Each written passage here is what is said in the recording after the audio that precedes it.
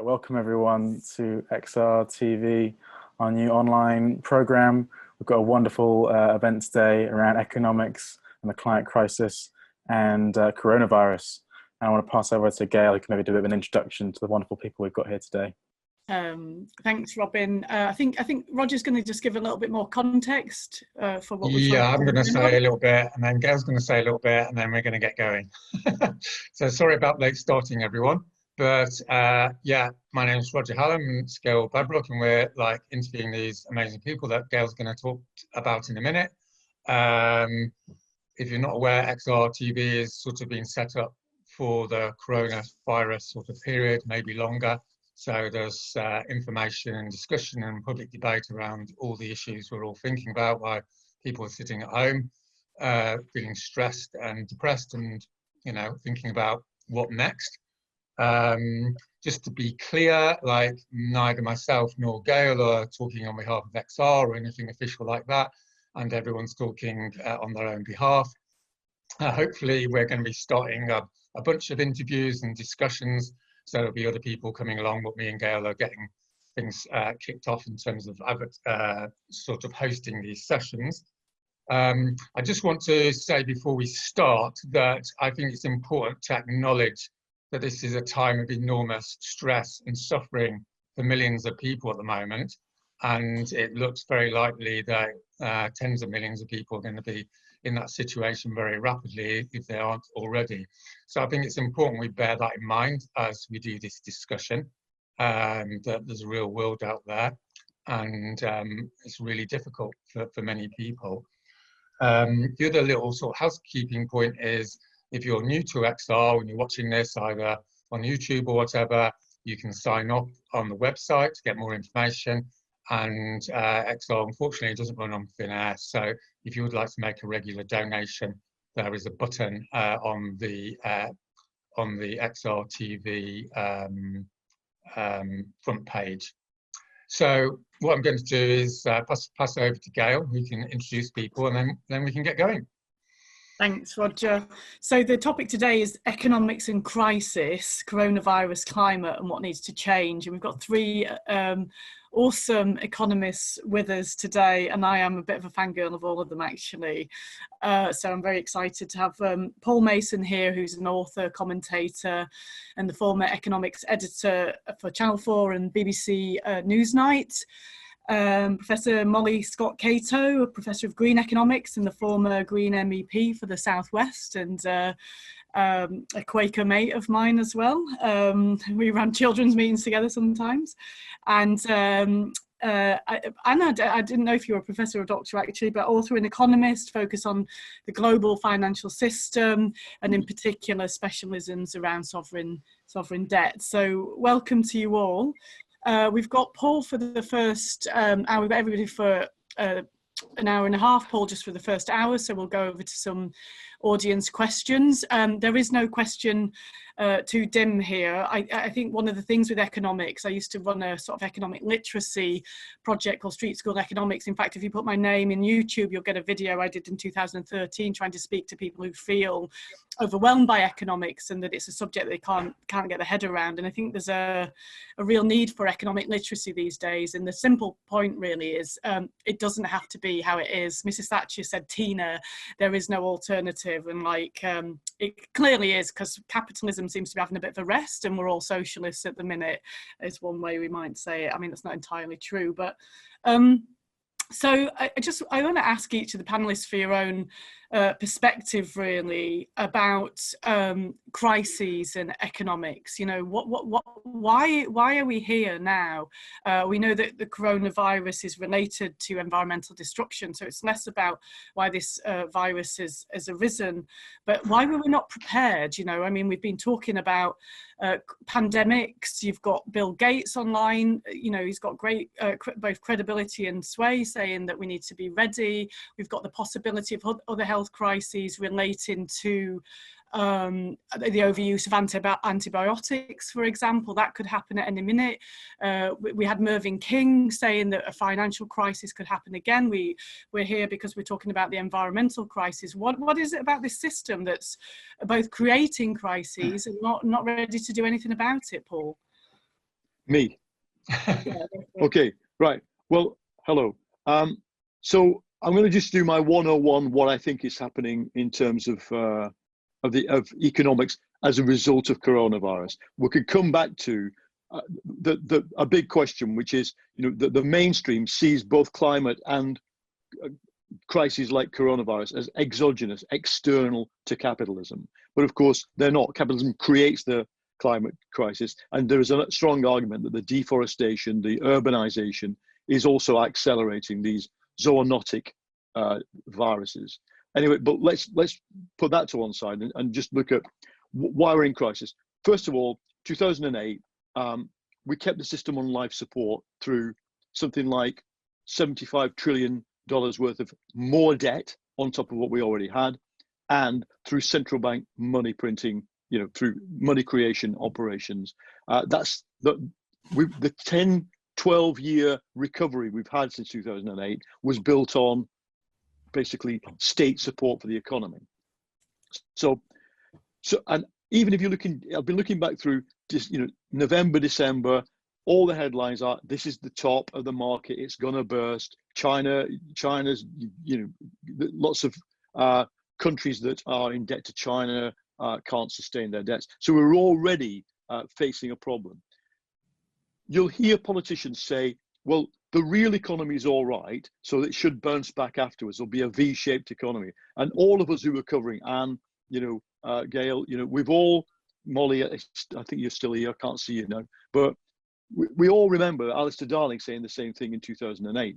And the problem is that they see the real economy, so everything we do in life, as real, and finance as some kind of a cloud, an ephemeral thing above it. And to switch metaphors, what it looks like when the financial system collapses is like the roof falling in on a building. So what happened in 2008, you could say the roof fell in, financial system fell in, but the building was damaged, but it didn't itself collapse. And so we built it back up, we built back the finance system. To go to the heart of the problem now, if you use that roof and building metaphor for even though it's not particularly valid, let's just look at it. Roof and building. What's happening now is that the foundations are collapsing, because for both mainstream and Marxist economics, it's quite obvious that the foundations of the economy are nature and work, and nature's not having a great time, but work, above all, is the whole purpose of capitalism is to compel people to go to work, but now it's having to compel them not to go to work. So I would say, all right, so why is it that things aren't going to be all right, and that the fundamentally, the real economy is not going to be okay? First of all, it's been on life support for 12 years, the real economy. Second, that there'll be a simultaneous fall in demand and consumption and supply. So if you think about what's happening in your local supermarket, actually, despite the panic buying, demand is falling, and at the same time, supply is falling. People's ability to pay for food will run out as their wages run out. Now, the problem, I'll finish here. The essential problem with a financialized capitalism is that the roof, the finance system, it looks like to people like it's just there to exchange, to help us exchange things easier. So if I want to buy something from America, I can use my credit card or PayPal, and it eventually comes. And it looks like the finance system is kind of the oil of the wheels, but it's not really. And if you remember what happened before 2008, it was the problem of lots of people's mortgages have been bundled up into these opaque products. And then when the people didn't pay their mortgage, then these financial securities blew up. They were worthless. But since then, we've had 12 extra years of that. There is, my gym membership, every coffee I buy at Starbucks, my repayments on my car loan, my mortgage are all bundled up and being traded by the finance system. So as that stops, I'm not going to the gym. I'm not, I'm canceling loads and loads of services right now that I don't need. And as that revenue dries up, as we saw in 2008, I'll finish here. The point about a financialized world economy is that the finance system like amplifies it. The detonator is the COVID, but the financial system will now amplify the disruptions in unpredictable ways. And so that's where I think that's what I think. Finally, I mean, Anne's the expert on sovereign debt, but the end game of here is all countries are taking out big debts in order to give their populations money or to bail out the airlines or banks, as it will be. And at the end of it, this is why I think it's existential for capitalism. There's two choices. Either you do austerity, and people are not going to have austerity again. They've just had 12 years of austerity. Either you do austerity to pay it down, or you default on your debt to somebody else. And I think that that's where we're going to end up. So that's my opening shot. Awesome, thank you, Paul. Now, I'm longing to speak about debt actually, but I just want to make sure that we're not losing people with any terminology here. So to ask you to maybe define what you mean by financialized capitalism. And before I give you a chance to do that, I just want to recommend folks to read Nick Shaxson's book on the finance curse, that in the UK we are an especially financialized economy. And in fact, there's some data from some academics saying that the scale of the City of London means that since 1995, the financialized economy in the UK has cost individual households of order £160,000 each. That actually there's a net drain from the what you might call the real economy, people exchanging goods and services and going about doing work, into the city. But could you just make clear, Paul, what you mean by a financialized economy? Okay, in the world I grew up in, in the 1960s, so my dad worked for a factory, and the person who owned that factory had an office at the top of the factory. And when they went on strike, that person came down and met them and gave them beer. Okay, my dad got paid wages, and he hardly borrowed anything. Even his mortgage was paid off within 3 years. He was so determined never to be in debt. What's happened to in the last 40 years? What's happened to people who like that? Okay, is that finance invaded our lives. So now mortgage, credit cards, automobile debts, student loan debts are part of our lives. So a lot of our wages don't go on consuming things, they go on interest, and the interest payment goes into the banking system and the financial system. And the way capitalists think about us is, rather than as workers and consumers, is as interest generators. Now what this means is that capitalism exploits us in many more different ways, and our resistance is therefore more effective. If I don't pay my mortgage, that's a form of resistance. But what's happened is that the sheer weight of the banking system, which sucks out of the rest, even the rest of capitalism, the profits. So if you're a small business, or big technology companies, if you're a small business trying to sell pots and pans, a lot of the profits you make go straight into the banking system as finance repayments, or they're going to Amazon because Amazon's taking 30% of all your takings. Now, in other words, we've got this highly monopolized thing whereby what does financialization do? It allows us to have Starbucks. It allows us to have cars that seem to cost nothing. But the problem with it is it amplifies disruptions in the non-financial economy. Okay, thank you, Paul. So there's quite a bit in there about debt, and I know that, and that's been your specialism over many years. And there's, I just want to say for folks that we're not taking any positions here about we're anti-capitalist or pro this or pro that, because I mean there's lots of different definitions around, as Paul was talking about, the monopolies that exist in this system. There are plenty of people that would be, say, pro-capitalism, but think that this version, neoliberalism, is highly corrupted. Half of trade goes through secrecy jurisdictions, which is a specialism of Molly's, I know. So there's so much in this system that is questionable to people who appreciate businesses and markets as useful and functional things, right? So we're not here to take some ideological position. But Anne, talk to us about what you're seeing and thinking in terms of this particular crisis as well, and if you want to bring in the aspect of debt, because I think it's something that people find hard to get their heads around. And I know that there's a lot of different conversations out there. You've had the sort of positive money agenda for ages. Should we even run an economy on debt, and what would it mean to have debt jubilees right now, and how would that affect the economy? But essentially, whatever you feel like you want to share your thinking.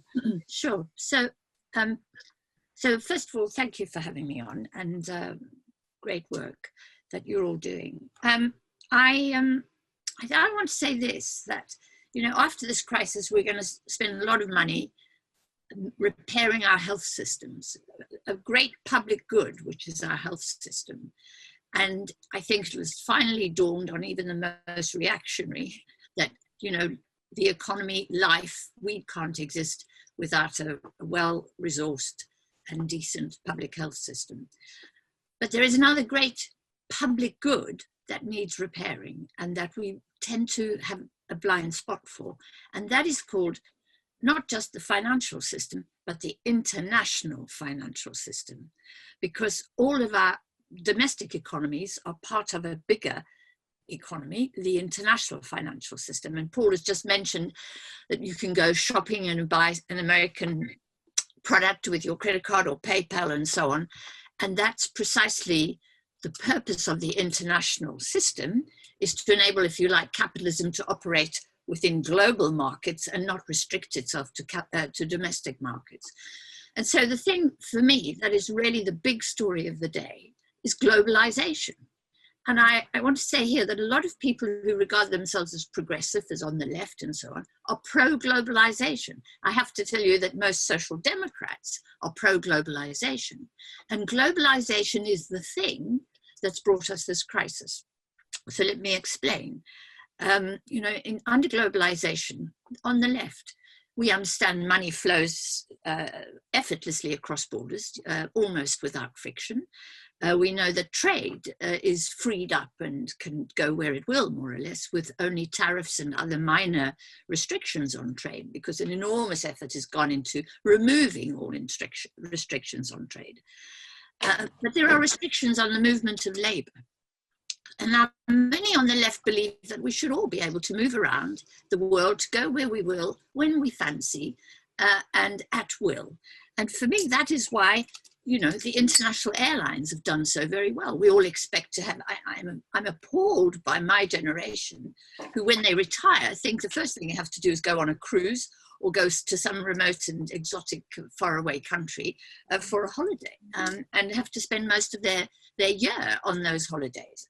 And what we have therefore got is a globalized system which enables this free movement across borders, and that is now acting as the vectors of disease. Airlines are now vectors of disease. They're not just responsible for greenhouse gas emissions, they're also disease vectors, right? So the ease with which someone can move from China to New York, back to Milan, and so on. I have family in Vietnam, and the complaint in Vietnam is that the crisis is being brought on by students returning from London to Vietnam, and also by a very high-profile person who was at some fashion parade in Milan, who then flew to London and back to Hanoi, and brought with her, this became a super spreader, if you like. So I think the thing we really all have to understand is that a more sustainable economy is not going to be a globalized economy. A more sustainable economy is going to be self-sufficient economies. It's going to be made up of self-sufficient economies. And that won't mean that they can't be international coordination and cooperation. Indeed, it's absolutely vital. One of the striking things about globalization and about those who are opposed to it, and if you think of Donald Trump, he presents himself as anti-globalization, except when it comes to building golf courses in Ireland, then he's pro-globalization. But he presents himself as building walls against the Mexicans and the Chinese and so on and so forth.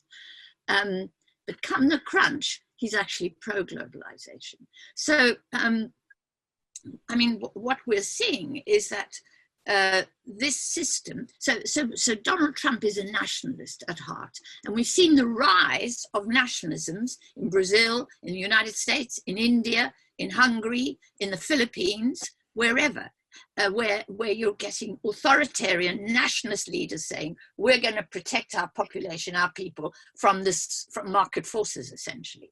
And they pretend to, they don't.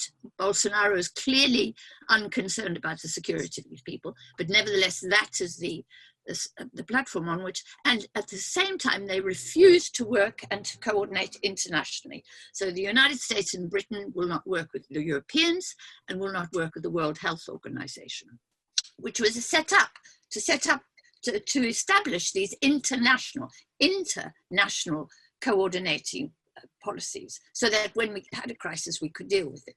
So for me, a green economy is going to have to be much more sustainable, much more self-sufficient, while at the same time, very international in the sense of international and coordinating and cooperative, the very opposite of nationalism. So this is a tricky point to make, but this is what I think we have to come to understand, that the global system is going to have to be transformed and is being transformed as we speak. Thank you, Anne.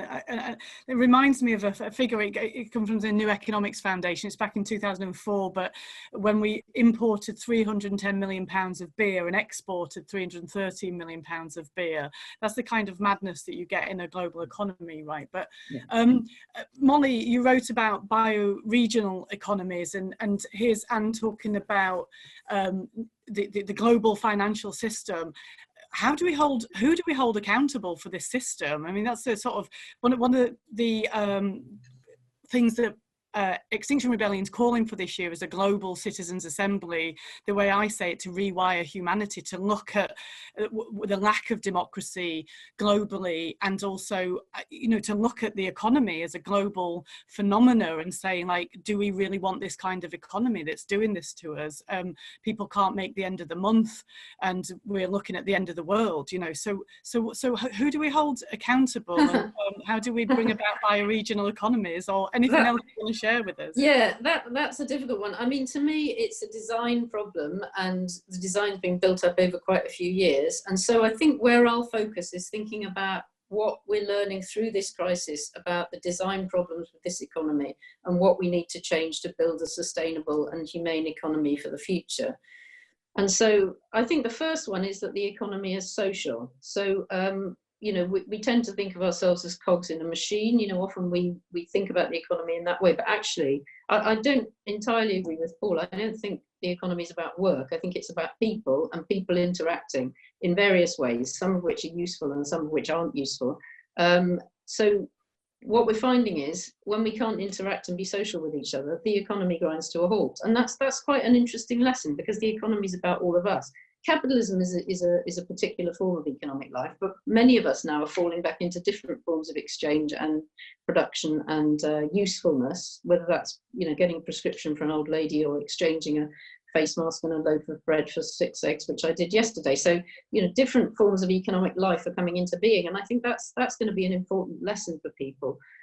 And then we've learned very importantly that the government has extraordinary power and access to extraordinary amounts of finance. So the sort of nonsense we've had over years about the sort of myth of helplessness, whether that's dealing with the needs of individual people, the welfare system, or whether that's about redesigning an economy to tackle the climate emergency, the idea that somehow, it's turning a super tank around and we don't have the power to do that, that's complete nonsense. When a crisis like this comes, the government has extraordinary power, and it can access extraordinary amounts of money.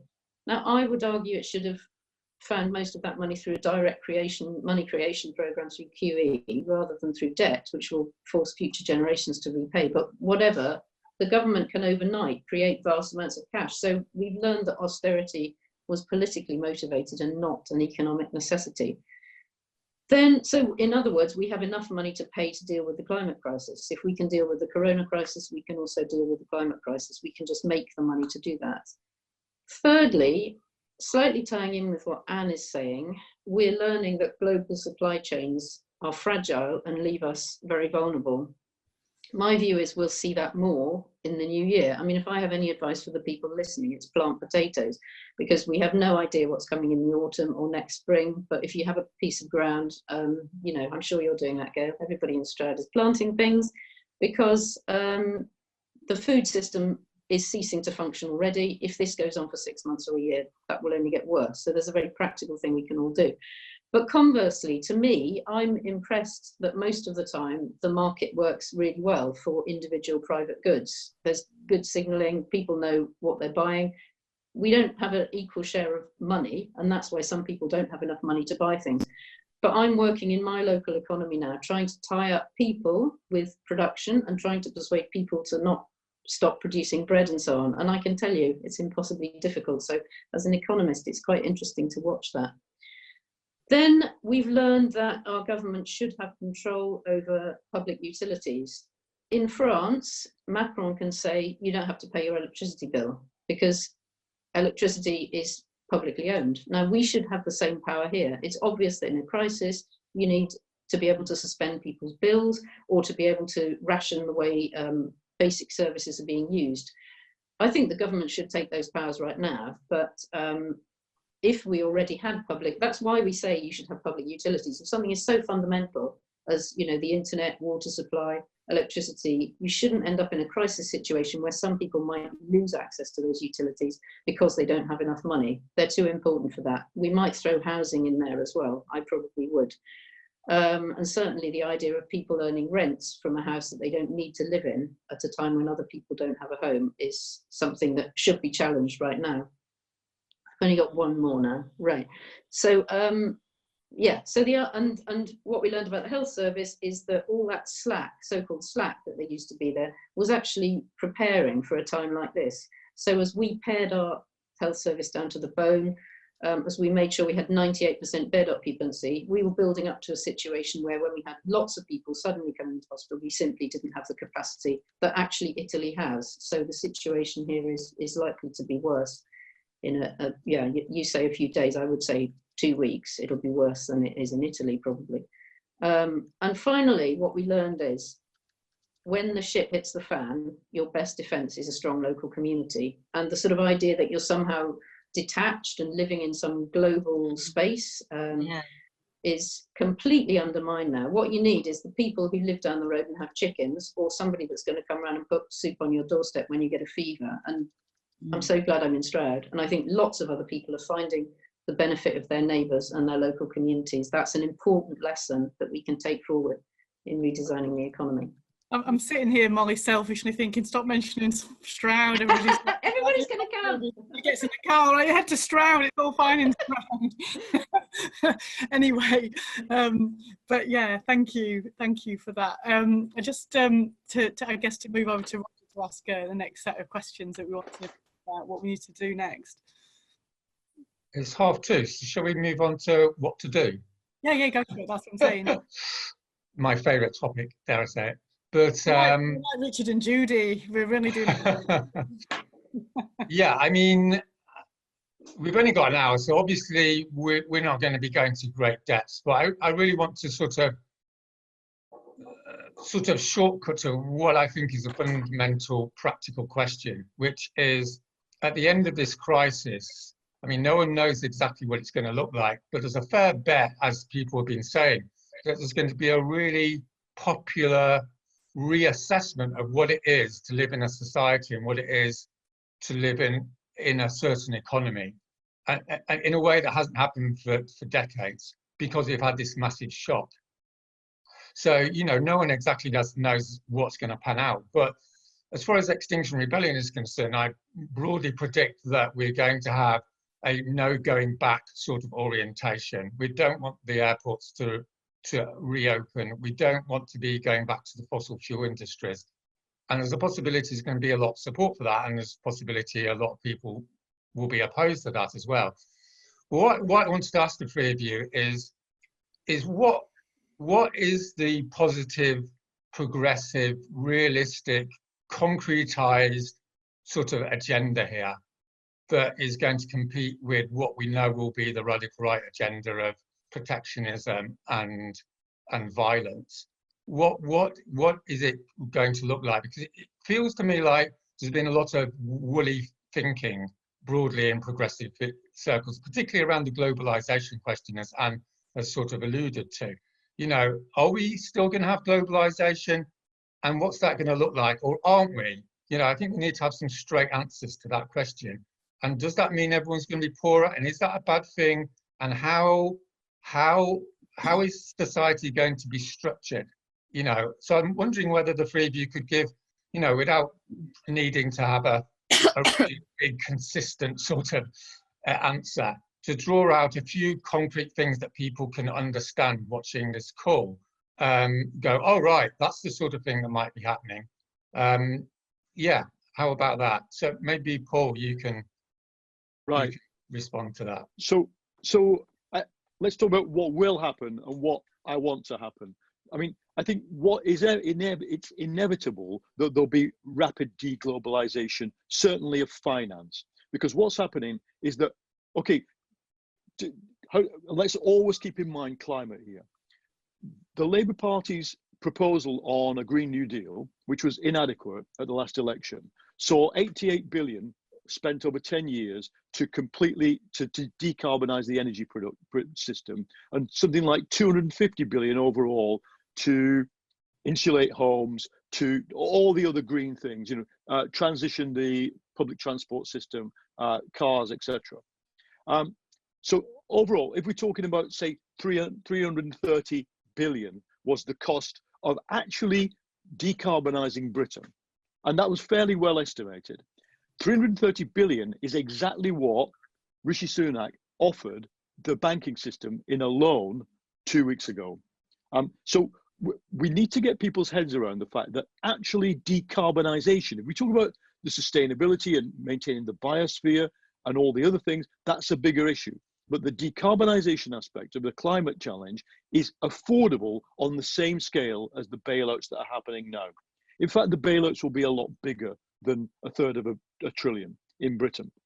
So that's the first thing. I mean, obviously, we need to make the point that when they want to, they will and can use borrowing and spending, so fiscal stimulus, that's what that is, and money creation. They will use both together. And as I think all of us probably on this panel agree, there is this fear of the central bank creating money and lending it to the state, because what the mainstream believe is that that will create a stagnant, non-dynamic, half-capitalist economy.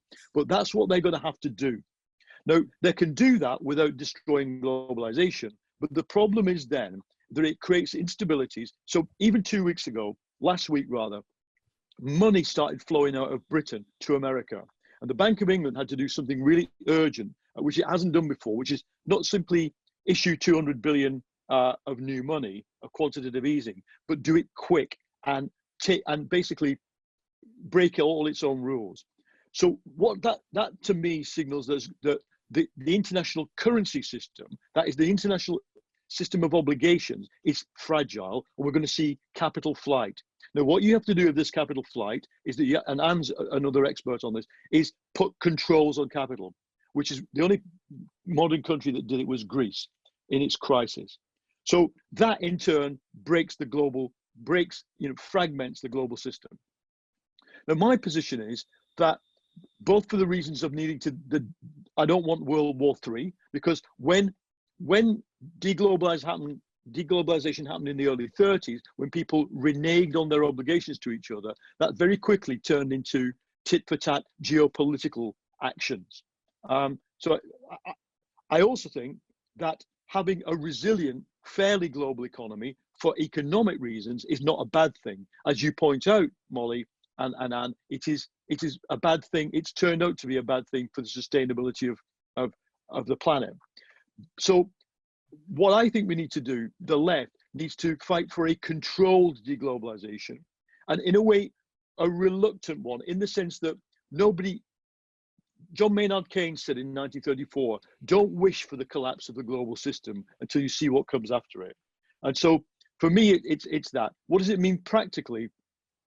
It means that, so the capitalism that will emerge from this So we're already on about 90% of GDP, debt to GDP in Britain, 80% rather. It's going to be around 100% of GDP. That's entirely livable. And so the first thing is resist calls for austerity. Japan has 250% of GDP. Yeah. There's no reason for austerity, number one. But then I think in the process, and one of the questioners that comes up in this side panel has said to me, you know, shouldn't we call what comes out the other side of coronavirus like bastard capitalism? Because when after the bubonic plague, feudalism changed so radically that it couldn't function anymore, and it became what people called a bastardized feudalism, a feudalism infected with capitalism, as it were. Now, I think we are entirely within our rights to say, post-coronavirus, the capitalism of the last 200 years is just really unlikely to be sustained. It will have elements of what is to come next, and what is to come next is, of course, a system in harmony with the planet and with nature. But also for me, and that's why what I call post-capitalism, it's a system that no longer is driven primarily by the dynamo of market forces. And I'll finish here. Gail, you were on that Q&A, was it yesterday or the day before, with David King and the experts. There's huge resistance in that world, the expert world, to these radical messages. Somebody even pops up from the Club of Rome, this kind of NGO, and she said, whatever we do, we mustn't start talking about system change because it will frighten people. And I think that our wing of this debate has to say, unless you do system change, you will end up with a stagnant and involuntarily fragmented world like the 30s. So, so for me, I want to talk about what I'd like to see happen and what I think might happen. So like Paul, I believe that what we should move to is a system of of managing our economy, basically. And that is particularly important if we're a democracy. You know, as Democrats, we want to be able to manage the world that we live in. We want to be able to have a say in the world that we live in, and the world that the economy is creating. Under the current system, markets govern our economy, not us. Markets decide on how much money there should flow in, or how much should flood out. Markets decide what should be the value of our exchange rate. Markets decide what should be the rate of interest on our borrowing. Those are not decided by our own public authorities. Those are decided by invisible markets out there in the stratosphere. And Paul is right. One of my grave concerns at the moment, and I think we have a blind spot for this, is that the emerging markets, the poor countries, who mainly are debtor countries, are currently being sacrificed on the cross of the great dollar, you know, of the world's most powerful currency, the world's reserve currency. They're being sacrificed on that. Money is flooding out of my home country, South Africa, for example, and to the United States. That's causing the exchange rate to fall. That's causing all kinds of really catastrophic problems for those countries as they face the coronavirus crisis, right? And that is because the system is so designed to enable capital to do that. Capital can do that, but labor can't, and goods can't do that. You know, the goods supply chain can break down, but capital can't. So, but for me, the number one thing is to manage capital flows, to say these are not to be just subject to the whim of speculators and investors in BlackRock or wherever they are, right? This has to be something that's managed in the interests of the whole community. So that's what I'd like to see, and that means managing capital flows in and out of the country, managing rates of interest. I believe for ecological as well as economic reasons, we should not have the high real rates of interest that require, you know, us extracting even more assets, both from labor and from the ecosystem to repay. And we should be able to manage trade flows, really. We should be able to manage our economies and not just be victim to whatever happens to collide with us, on the one hand. So that's what I'd like to see happen. I think it's entirely doable. We've done it before. We did it under the Bretton Woods system when they survived a massive catastrophe and then decided what was needed was policy autonomy for individual economies and international coordination. Multilateral institutions were established and cooperation at international level was absolutely fundamental to the system.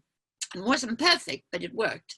We're now in that reverse situation. So I want to say, and the reason we have to do this, and I'm saying this to people who I know are primarily concerned about the environment, is that we know that there is a global carbon budget and that we have to live within that budget.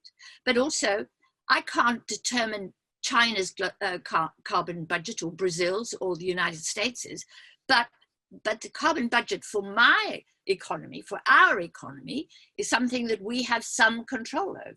And we should manage. And we've got to manage it here and now, as does China, as does South Africa, as does the United States. But we have to manage that within the finite limits of the global carbon budget. That's not possible if you're going to leave everybody to do their own thing, right? That's what I'd like to see. So, having said that, what I fear is going to happen is that the right are going to come back with a vengeance. You can see Donald Trump doing it now, saying, oh my God, this is going to breed socialism, and we've got to fight it. We've got to fight it. I honestly think that because the Democrats have so massively messed up in the Congress, both in the Senate and in the House, and because they've so firmly rejected Bernie Sanders and are going for someone who's really quite weak, Joe Biden, that Donald Trump has got a very good chance of winning the election. I know they're postponing it, so who knows what can happen. But there's going to be a massive, in my view, nationalistic reaction to this. Where is the left? Where is the massive left-wing environmental economic reaction, which is cohesive, which sticks together the way the right does, which has leadership, which is clear in its demands, what it's asking for? We're all over the place. If you see what's happening in Europe right now, when Europe should be coordinating and cooperating around a Eurobond so that Greece and Portugal are treated the same within the Eurozone as are Germany and France, the opposition to that from the Dutch has meant that the thing is collapsing. So what the Dutch are doing, because the Dutch are great financiers, they're the original global merchants, they are saying, no, we want globalization. We don't want this kind of international coordination. And so far, they've managed to block an attempt by France and the southern European states to work together collectively to coordinate to save the system, to save the economies in those countries. Now, so that kind of reaction is what we can expect. Where is social democracy in Europe on this question? I'm not sure. Macron is not a social democrat, but is leading this particular charge because out of pure self-interest for the French, really. So I think for me, there's got to be a political response. It's got to be clear. It can't be waffly. It can't be, and we have to be cohesive and we have to unite. We have such a problem on the left of sectarianism. It's unbelievable. And they don't have that problem on the right. So, I argue that we must organize politically. I have my own particular biases, but everybody will know where they should be operating politically. But we need power. We need political power to bring about this transformation. The right have no trouble in believing that they need political power. We are very hesitant about it. Lots of people think power is a bad thing and it's difficult, and I don't like power because blah. We need political power to bring about that change, which is what was so devastating about the defeat of Labour last year. It was a massive defeat, and a lot on the left won't accept how massive that defeat was and how far we have to go to come back from that. We need to talk that talk. Shall I jump in there? It seems like quite a good opportunity, since I'm somebody that lost power as a result of Brexit at the end of January, and I've spent months just being incredibly irritated about that, because I would have had power over exactly the issue of the Eurobonds. The Greens are leading on this call for Eurobonds, which means it's the logical design of the euro that you share each other's debt effectively, and the Germans have resisted that. And it's one of the reasons I campaigned against the euro, because unless you have shared responsibility for debt, you don't really have a shared currency.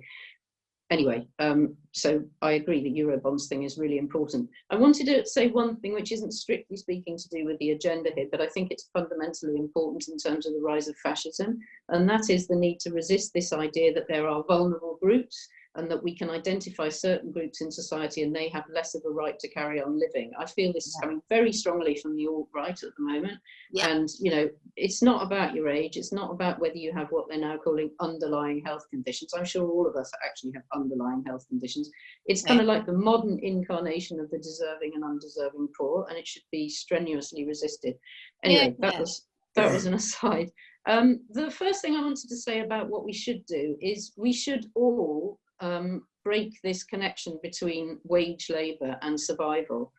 I heard John McDonnell the other day on the Today programme, and I don't feel Labour are clear on this, because Labour are labour, and so there's like labour and capital, but we both need to reject the idea that unless you work, you starve, and that's why I've always been a strong supporter of the universal basic income. And had we had the universal basic income, the whole process of adjusting to this crisis would have been much easier and much faster. And it would have also equalised people. So you don't get a share of your unfair wages under capitalism. You get the money you need to survive. So there's a huge, everybody now sees the value of universal basic income. It's much more popular than it was, but I think we should really push it home now, because it would completely transform the labour market and our relationship to the economy. But the most important thing is actually the fact that the economy is stalled, and this gives us an opportunity to redesign what it actually does. And the worst thing we could do is to go back to normal, because the normal economy is very destructive. Herman Daly famously said that in order to achieve a sustainable economy, ecological economist, Herman Daly said that to achieve a sustainable economy, we have to convert an aeroplane into a helicopter in mid-flight. But the point is the economy is not in mid-flight, it's stalled. And that gives us an enormous opportunity to carry out the conversion that it needs to undergo. And also the money that's being put into the economy by the government should be directed in form of transitional investment. So sectors that will survive into the net zero carbon future should be funded, and sectors that won't should be in managed descent. So some aviation will survive, but it should be like 10% of what it was previously. Similarly, you know, businesses that are very heavy energy should only be funded if they produce a transition plan. There's an enormous opportunity here to bring about exactly the changes we've wanted to see, because all businesses are only surviving because of government money, but the government has not put strings on that to ensure that we come out of the coronavirus crisis much more fit and ready for tackling the climate emergency. Then on the issue of globalization, I mean, I agree with the critique of globalization, but I think it's important to note that we do have a globalized system for tackling the coronavirus. We're following the WHO, the World Health Organization. We're working together. Scientists are cooperating against the world, across the world. That's international cooperation. That's not globalization. Yeah, but to me, that is a part of globalization. There's different globalizations. There's globalization of finance. There's globalization of goods through trade. There's globalization of knowledge and information and culture. So I think we should strive to preserve the elements of globalization that we value, and that's making it easier for us to deal with this crisis, and that will make it easier for us to deal with the climate crisis, while we challenge the elements of globalization that are destructive. And like you, Anne, top of my list would be capital flows. I mean, it's extraordinary that you can, you know, monitor what's happening with goods as they move across the world, check out, you know, the health of products and the food standards and so on. And people have to carry a passport, but finance just flows freely and nobody keeps an eye on it. Incidentally, Molly, could I, sorry, just because I know Paul's got to go in a minute. No, it's fine. Keep going. It's fine. I just wanted to give you a chance to do one more thing, Paul, and come back to you, Molly. I mean, I suspect we're just getting a bit of this terminology here, the difference between internationalist approaches and globalisation. There's some different approaches in words. Paul, I just wanted to make sure before you needed to go that you had a chance to say a final word, but there's a couple of questions in the chat channel that are very pertinent. I'd like to get your opinion on them as to what Extinction Rebellion can be doing now. We've been working on a concept called money rebellion, Rebellion, which is along the lines of saying, if you're going back to business as usual, we're not playing ball, we're not going to be paying our rents, debts, taxes, and so on. And obviously a big thing to do, we do something called conditional commitment to see if people are willing to do that. Would you be willing to do something like that, Paul? Not pay some debts off, or not pay some tax? Well, putting you on the spot. What do you think we could do? And anything else you want to say? So yeah, all right. Look, I can stay on until about 1:15, so I just have a quick hit here. I'll the first thing I want to say is that I saw an XR sticker. I don't know where it came from, that I did object to, and it was something like, it wasn't yours. It's called they're called 100-handers, and they're fascists. And right, okay. Just so you know that, and just so everybody. Yeah, okay. I mean, but there are some extremely deep green people who would agree with it, which is the idea that the coronavirus is the answer. There isn't a lot of my work is framed around what I call a Marxist humanism or a radical humanism, and I'm specifically opposed to people who say the human species is the problem on the planet. And I just wanted to make that clear. And I'm quite happy to debate that. We should hear those ideas, but I don't agree with them. Now, in terms of what we should do, what is quite obvious, and it's been very obvious to me, this is about almost every day I participate in something like this, either publicly or privately.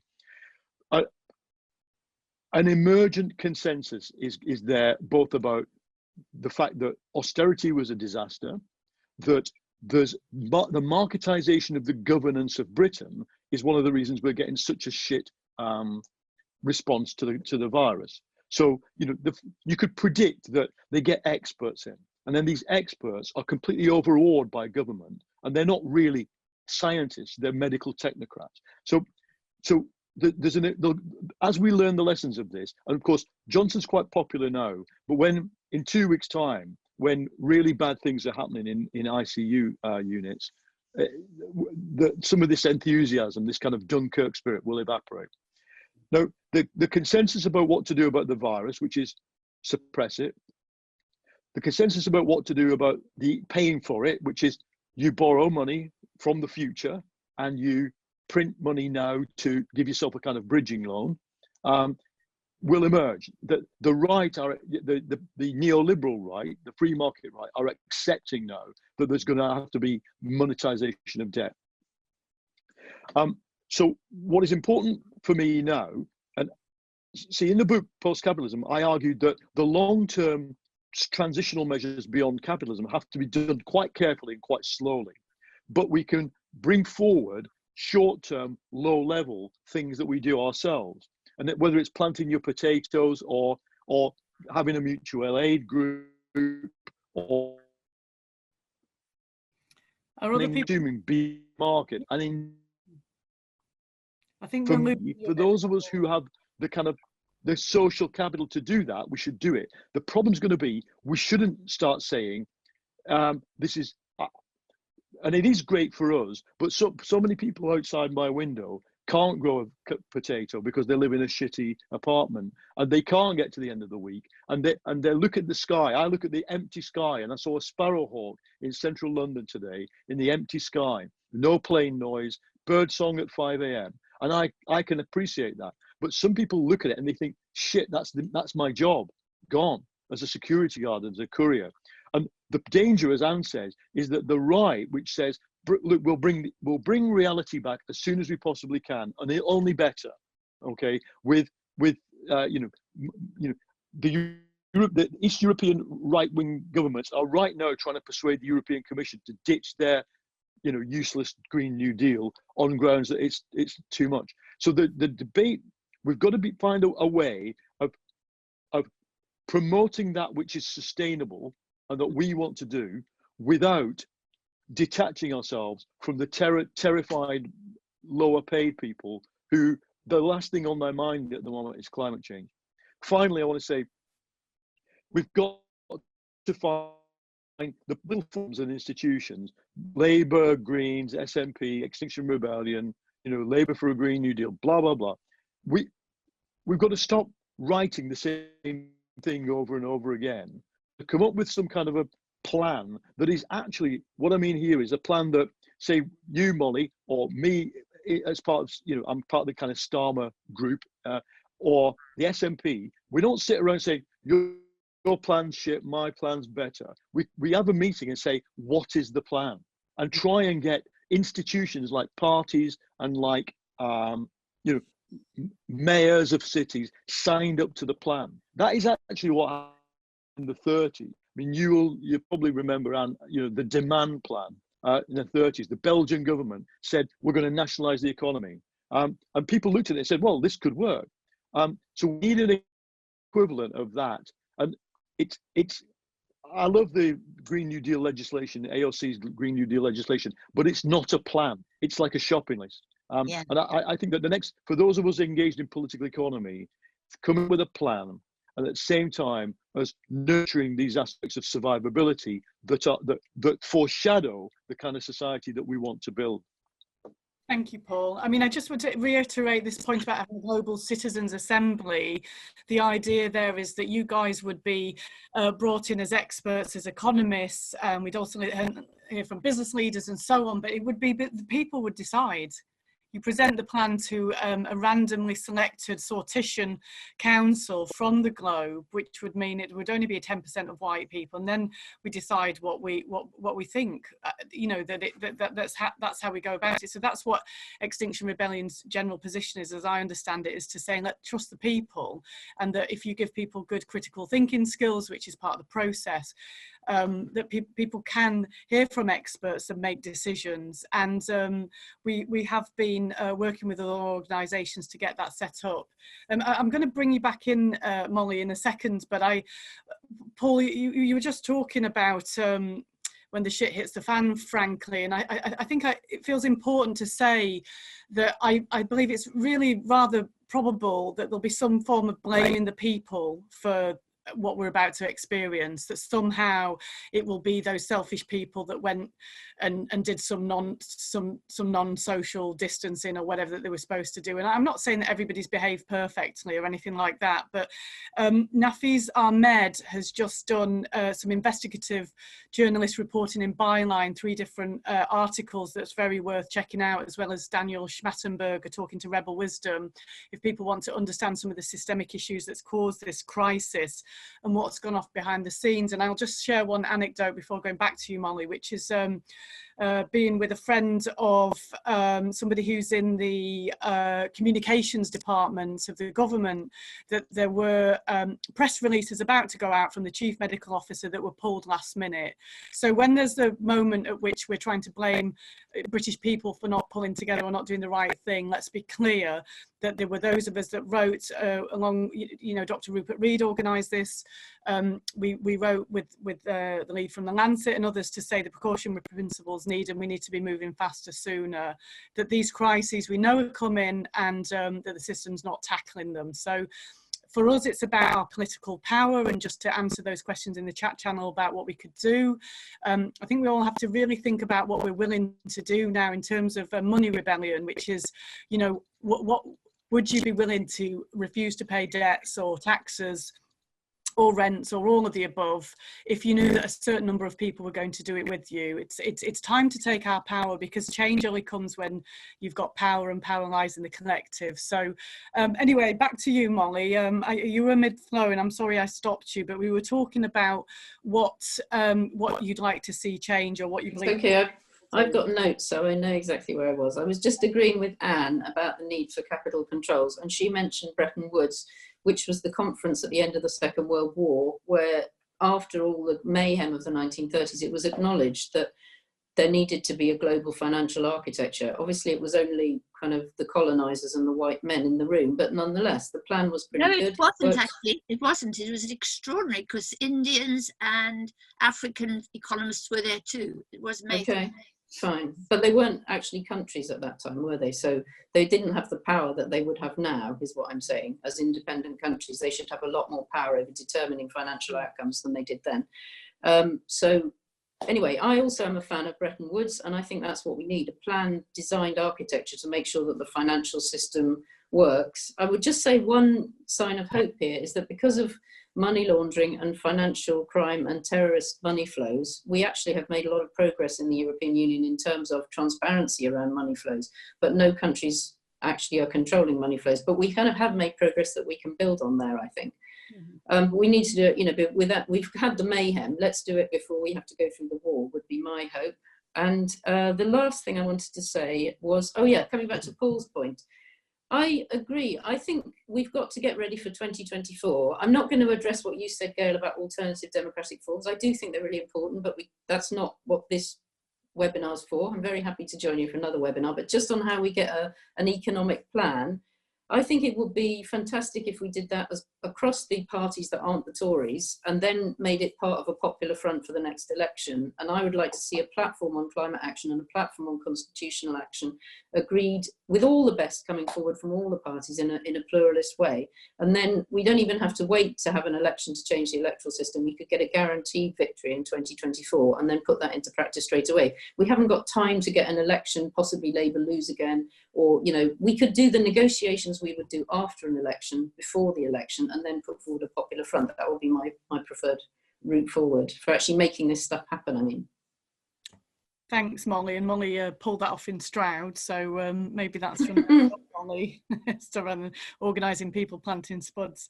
Roger and I are going to have a look at the questions that have been coming in from the audience.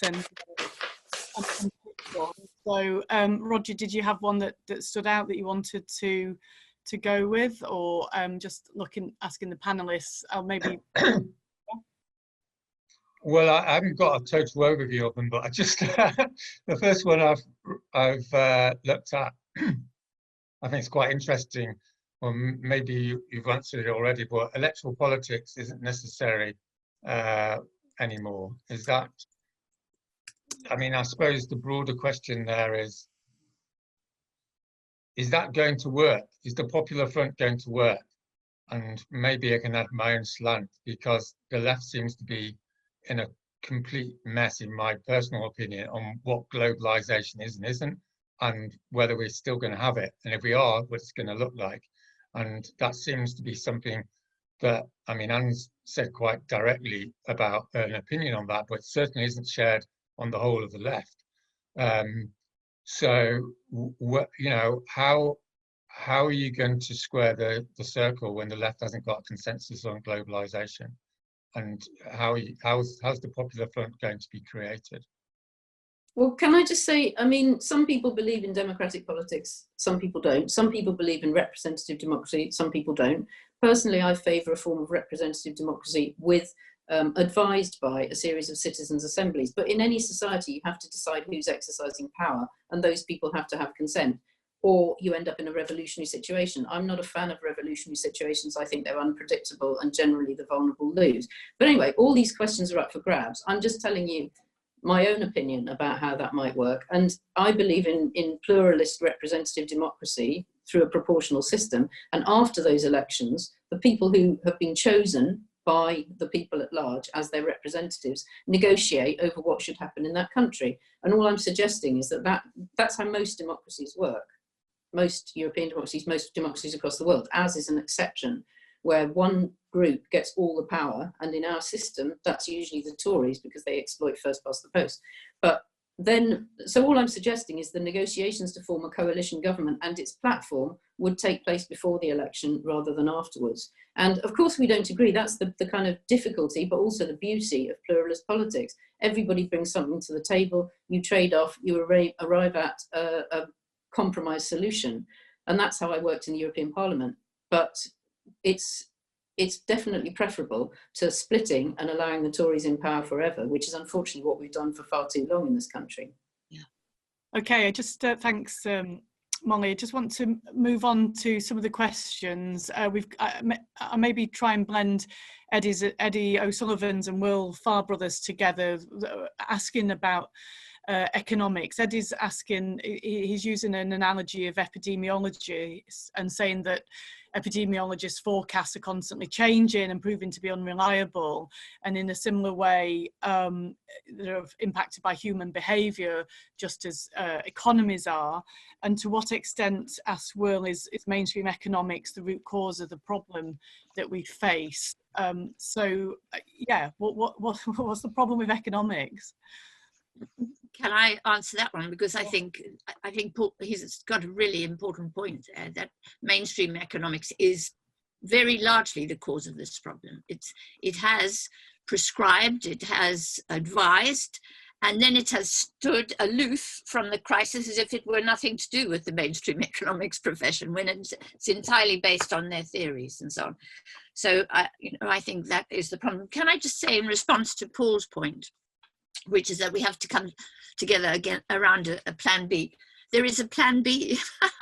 If you maybe just push this, there's a plan B in here. And what's different between this Green New Deal and that proposed by the Americans is Americans' New Deal is a shopping list, and it excludes the international financial system. And that's because the United States could happily exclude the international financial system. But this case for the Green New Deal is the plan for transformation. Thanks, Anne. And can I have a quick go unless Paul wants to chip in? Let's go for it. About the modelling. If you don't mind, I'll chip in and then log off because I've got to go and do something else. But my final point is what economists told us during the rise of the highly financialized economy in the 1990s and 2000s was that complexity equals safety. So if we spread a loan into 1,000 different banks or hedge funds, then even if one of those hedge funds goes bust, it doesn't matter because there's lots, it's a big net. But 2008 taught us in fine complexity equals danger. Now, what we're now finding is that in the physical economy, complexity can create danger. And I think that is something that people will take away. And therefore, I'm not sure the epidemiologists actually have models of human society. They have very, very crude models of disease spread, and they're good models. But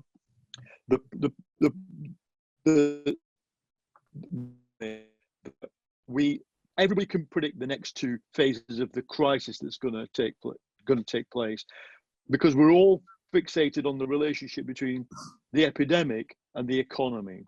And I'll leave you here with this depressing thought that what British government people are is the geopolitics. They are thinking, what if Syria gets it? What if North Korea gets it? The British Army can't deploy anywhere in the world because all its entire field hospital capacity is dedicated to backup, earmarked for backup in the next few weeks. Now, that's true of Britain. I suspect it's also true of America. And what people are worried about is, okay, what if a country that is rogue decides to do something? So, if North Korea goes down with coronavirus, would China move in? Is what Whitehall are thinking about. Now, we have to be aware of that. You've got to, if you're a policymaker or a person in public life here, you've got to be ahead of the curve. And I'm hearing too many left-wing people thinking, this is a great opportunity for us because at last our answer, borrowing and spending money, is being accepted. That's true. But there's, as Anne said, I think there's an equally large opportunity that the global system really starts to fragment under geopolitical strain. And no economics can solve that. You've got to, or rather, you can. And I'd say to Molly, I absolutely agree with your idea of let's get a cross-party response to this from the progressive side. But you've got, that response has to be rooted in like the realities of the capitalism that exists now. As far-sighted as we want to be, I keep going back to Keynes. Keynes had this thing: how do you pay for the war? And he wanted to almost like tax every worker. And the TUC actually said, no, we're not going to do that for the war by borrowing the money. And in other words, even on basic things like that, we're going to have a class struggle. And I think all of us should try and work out what the progressive line on those answers are. That's my 2 pence, I'm afraid. Thanks, thank you for listening. We know there's $32 trillion in tax havens, and the latest Tax Justice Network Financial Secrecy Index puts the UK and its crown dependencies and overseas territories as in charge of that system, right? We're in charge of corruption services for the world and hiding the money. There is money there. I just, before you go, I thought it would be a nice opportunity to tell everybody there's a disco tomorrow that Morning Gloryville are running. XRTV's plugging in. So if you want to come and bust some moves with us, Paul, you know, don't stay depressed. Come and just play some Northern Soul. All right. All right. Bye, love. Thank you. Thank you. Thank you. Bye. Right. Shall I chip in on the modelling question? The thing is, with modelling, you need to have a previous example of something similar that you can use as a sort of form to base your model on. And then you need data to put into that structure. The problem is with this virus, we don't have either of those things, because it's the first time that we've had a virus that's this infectious and that's spreading this rapidly since 1918. And obviously in 1918, people moved around a lot less. So the models that are based on anything since the Spanish flu 1918, I think are not going to work. And then we don't understand the virus and how it moves because it's completely new. And so the data is very poor as well. So the thing is, the modelers have a really impossible job. And what worries me is that ideology has then come into play instead of modeling. And, you know, the day after they mentioned herd immunity, half of Twitter had worked out on the back of an envelope that it meant 500,000 deaths. But for some reason, it took the academics sort of 4 or 5 days more, vital 4 or 5 days. So, yes. And also, what is the link with economics? The fact that some brainy people don't have very much common sense, and they think they can model something in their kind of study and then apply that to the world rather than looking out of the window and seeing what's actually happening. So that's the biggest problem I've always found with economics. A lot of economists are theoretical and not practical. And politically, the problem is that neoclassical economics, anyway, was deliberately designed as an ideology, created through people who own capital or live from rent, and their lackeys in the media and so on. And that's still the case. And they just propagate this like it was a religion. It's not open to critique in the way it should be, as normal science is. Anyway, you know, big question, are people rational, is being tested at the moment, isn't it? Because herd purchasing and panic buying is kind of not a rational response. And yet at the same time, that's what everybody's doing. So, you know, we're testing the market economy in a situation of crisis in every supermarket across the land. And it's really interesting to see how people behave. You might say if you've been told to stay at home for 2 weeks, then it is rational to go out and buy enough toilet paper for 2 weeks, but probably not for 6 months, right? So people's purchasing decisions are based on their fear as much as their rational decision making. And that is one fundamental assumption about how we work economically that's being shown to be wrong right now. But there are many others. But it shows that economics is designed from theory to practice and should come from practice to theory, in my view. Thanks, Molly. I mean, I know it wasn't your intention here. If one's not careful, it'll be like the problems that we're facing now are to do with people and their irrationality. And I've no doubt there's been a bit of panic buying. I heard that in Stroud there was a surge in the purchasing of turmeric, ginger and lemons. And when I heard that, I have to admit I bought a bit of extra ginger. So we're all subject to these forces. However, you know, people have been generally buying food from restaurants and sandwiches while they've been at work and so on. So the whole shift to purchasing food from supermarkets and to cooking at home and things like that is not just down to panic buying, right? It's also down to there's a shift in how we're living. Well, you know, Gail, that all I'm doing at the moment is trying to get people buying more locally and trying to stop local producers packing up. But I tell you what, I'll get you some eggs if you bring me some of that ginger, okay? Is that a deal? Great.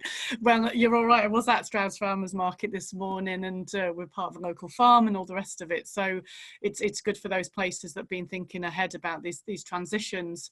John Courtnidge from Occupy Economics Working Group is a moderator of the apparently XR anti-capitalist Facebook page. So anybody can set up groups in the name of XR. XR as long as it doesn't break any of our principles and values. So this is an independent group. Thanks for being part of that, John.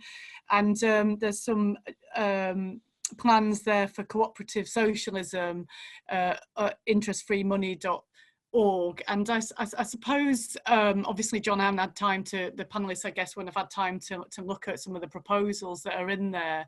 But I am interested in this concept, really, of how we talk about debt in these times, because I think money and debt and quantitative easing and this kind of thing are very confusing to most people. They're confusing to me, and I think I've got my head around it some of the time.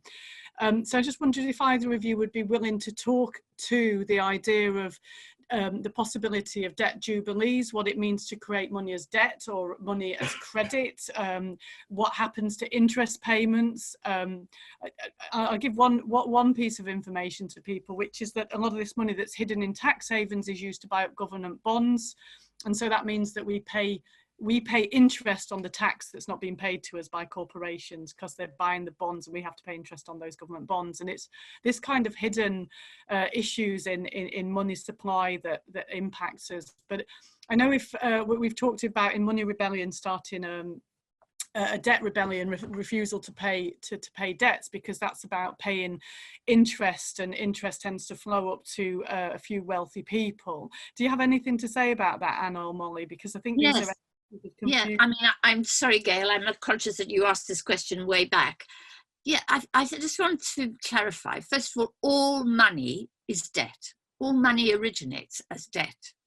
And that is a wonderful thing, because before money originated as debt, we had barter, and we were very limited in how we could transact with each other. We would not, in a barter system, be able to mobilize the kind of resources we can mobilize today to deal with coronavirus. So the monetary system is a great public good, and all money originates as debt, originates as a promise to pay. It's an obligation, and that obligation is to repay at some point in the future. And if you look at your £10 note, if you look at your credit card has got no money in there. It's nothing more than a promise to pay in the future. If you look at your overdraft, there's no money in your overdraft, but it gives you purchasing power. It gives you the ability to purchase something on the basis that you'll pay in the future. So I believe that our monetary system is a great public good, and credit is a wonderful thing. And I say that because in countries without credit, in Africa, for example, without credit-based systems underpinned by public institutions that uphold the promise to pay, there is no money, right? So it's really important. The really difficult bit is that when you promise to pay something which is really not payable ultimately, and when you make promises or you elicit promises from people when you know that that can't be repaid. So what happens is the banking system, free to create credit, goes around desperately trying to persuade people to borrow. Because they need borrowers in order to be able to create credit. So in this sense, the power lies with the borrower. But when the credit system encourages people to borrow and knows you're borrowing, but you will not be able to repay in the future, that is what's wrong. When the borrowing, the credit expands beyond the capacity of the economy to repay, as it does now, currently debt, i.e. the credit we've created is something like 3 times our global income, we know that money is never going to be repaid. But bankers, creditors, hedge funds, all of people working in the shadow banking sector as well as the mainstream banking sector are all issuing all these promises to pay, knowing they won't be repaid, but knowing also that because they won't be repaid, the interest you can charge on them is much, much higher. You know, if someone works in a strip bar as a pole dancer and earns money from tips, it's possible to lend her money at a very high rate of interest, knowing she's never going to be able to repay, but you're going to, in the meantime, collect 15% on her loans. So the thing to do is to manage the creation of these promises to pay so they don't build up. And when they do build up, because they've built up so artificially, then absolutely right is a debt jubilee. You know, you lent crazy money. You knew very well it would never get repaid. We repay that. But having said that, for the system to be stable, credit has to be used in a productive activity. And this is where I disagree with Molly, because I strongly believe that work is so important to the maintenance of the financial system and the economic system. When you get a job and you work, as we all know from our own experience, at the end of the month, you get income. And a universal basic income there's another story. You get income, and also you pay taxes, and that can be used to repay the borrowing. And that's why everyone needs work and why we should work. And it's not just why we should work. I think we have to work because it's so important to our human dignity. If you talk to workless people, and there are millions of them, if you talk to workless people, their sense of who they are, how do they belong to the community is lost, and it's awful. I would never wish worklessness on anyone, right? But anyway, the point about work is that if that credit is invested in productive activity, it generates income which can repay the debt. But if you are investing it in speculation, for example, on London property rises going on forever, if you're speculating on what's going to happen to the copper price in the next 5 years, will it go up 0.5% or down 0.5%? That kind of gambling leads to borrowing, and that's crazy, and that will never be repaid. And so in order to stabilize the system, then it will be needed a debt jubilee will be needed. But on the whole, we need to be able to create the finance, spend it productively and sustainably, and generate the income to repay it to keep the system stable. Okay, thanks. Shall I say just give you a minute or two to finish, and then we'll go over to Robin to close us down for this session. So yeah, Molly, over to you. Thank you. Yeah, this is illustrating quite well where the more traditional left and the green group, the green understanding comes apart a little bit, which is useful to explore, I think. So I'm not against work per se. What I'm against is the sense that of wage slavery, that if you don't work, you starve. I agree people need to have a sense of purpose, but I think people can find that without being part of that wage labour nexus. In fact, I know lots of people who do. And I also don't agree that all money is debt. I totally agree with your account of how debt money works, and I think it is, although I'm a bore debt myself, I do think that taking on debts and then paying them later is a useful way of transferring individual spending power through time, and possibly even institutional spending power through time. So that's the purpose of a good debt-based system. Whether or not you charge interest on that is a different question. But there is also the option for direct money creation. We can see the Australian government now crediting individuals' bank accounts with, I think it's $1,000 a month, against which there is no debt.